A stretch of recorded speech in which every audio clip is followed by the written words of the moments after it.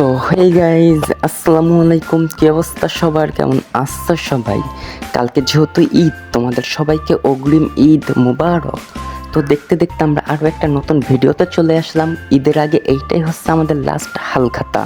তো গ্রামে থাকার একটা মজাই আলাদা। আজকে এই জায়গায় হালখাতা, তো কালকে ওই জায়গায় হালখাতা। 2টার দিকে আমি আর আমার সাথে আরও 3-4 জন মিলে আমরা চলে আসলাম হালখাতার যে জায়গায় হবে সেই জায়গাতে। তো এসে আমি তো দেখে একদম অবাক হয়ে গেছি। আমি ভাবতেছিলাম এটা কি হালখাতা নাকি বিয়ে বাড়ির অনুষ্ঠান। যে এই সর্বপ্রথমে হালখাতার যে পাওনা টাকাটা পেত সেটা আমি আগেই দিয়ে দিলাম, তারপরে আমরা খেতে বসবো। কিন্তু আমি এই জায়গার প্যান্ডেল করা দেখে অবাক হয়ে গেছি। কিছুদিন আগে আমার একটা বান্ধবীর বিয়ে ছিল, ওর বিয়ে তো এত সুন্দরভাবে আয়োজন করা হয়নি, যত সুন্দরভাবে কিনা এই জায়গায় হালখাতায় আয়োজন করা হয়েছে। তো প্রথমে রকি আর মামু দুজন বসে পড়লো। আমি ওই জায়গায় জায়গা পাইনি, আমি ওদেরকে বলছিলাম আমার জন্য জায়গা রাখতে। ওরা আমার জন্য জায়গা না রেখে নিজেরাই বসে পড়লো। কিন্তু সমস্যা না, আমাকে বলছিল তোমরা সাইডে বসো। আমি ওই জায়গায় ওয়েট করতেছিলাম কখন ওদের খাওয়া শেষ হবে। কিন্তু ততক্ষণে ওই জায়গার কিছু বড় ভাইদের সাথে আমার আগে থেকে পরিচয় ছিল, তারা বললো এইদিকে আসো, আমরা সবাই আলাদাভাবে সাইডে বসি। তা বললাম আচ্ছা ঠিক আছে চলেন, সমস্যা না।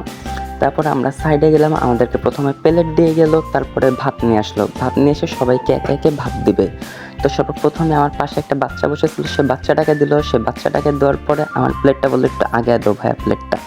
আমি প্লেটটা একটু আগে দিলাম, তারপর আমাকেও ভাত দিয়ে দিল। তারপরে উনি ভাতগুলো দিচ্ছিল, ভাত দেওয়ার পরে উনি তরকারি নিয়ে আসলো। সাধারণত এরকম হালখাতার অনুষ্ঠানে 2 রকমেরই আয়োজন থাকে, একটা হচ্ছে ভাত, একটা হচ্ছে তরকারি। শুধু ভাত আর তার সাথে ডাল দিয়ে আলু দিয়ে একটা স্পেশাল খাবার রান্না, সেটা নাম হচ্ছে দোপিজা। তো এই 2 রকমেরই আইটেম থাকে, আর বেশি কিছুর আইটেম করা হয় না, সাধারণত এই 2 রকমেরই থাকে। তারপর উনি দিয়ে গেলো, আমি যে একটু খাওয়া শুরু করবো সেই দেখি গরম। এটা যে পরিমাণে গরম ছিল, আমি একবার হাত দিয়ে সাথে সাথে হাতটা তুলে নিচ্ছি। আমি বললাম কি না, এত গরম তো খাওয়া যাবে না। এরপরে দেখি আমার সামনে যারা ছিল সবাই খাওয়া শুরু করছে। তো আমি ভাবলাম কি আমিও কম বেশি করে খেতে থাকি, না হলে ওদের যদি খাওয়া শেষ হয়ে যায় ওরা আমাকে থুয়ে চলে যাবে।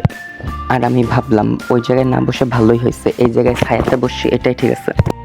তারপরে বাইরের দিকেও সবাই খাচ্ছিল আর ভিতরের দিকেও আমরাও খাচ্ছিলাম। বাইরের দিকে আমি যাদের সাথে আসছিলাম তারাও খাচ্ছিল। এরপর আস্তে আস্তে খাচ্ছিলাম, আমি অনেক গরম ছিল।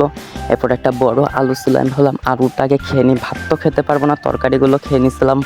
এরপরে যান বাঁচানোর মতন একটুখানি খেয়ে আমি বের হয়ে গেছিলাম, কারণ কি ভাবলাম কি যান বাঁচানো ফরজ, এই জায়গায় যদি আমি খেতে চাই আমার জানটাই হয়তো আর থাকবে না।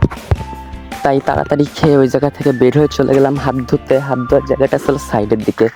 তো আমি এসে দেখি আমার সাথে যারা ছিল রকি, মামু, ওরা এখনও খাচ্ছিল, তাই আমি ওদের সাথে বসেছিলাম।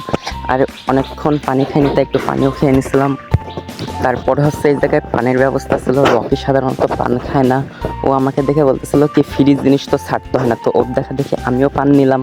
আমি ভাবলাম ও যেহেতু ফ্রিজ জিনিস ছাড়বে না, আমি কেন ফ্রিজ জিনিস ছাড়বো। তো এরপর ও টাকা দিচ্ছিল, টাকা দিয়ে আমরা চলে আসছিলাম। তো তোমাদের কাছে ব্লগটা কেমন লেগেছে অবশ্যই কমেন্ট করে জানাবা।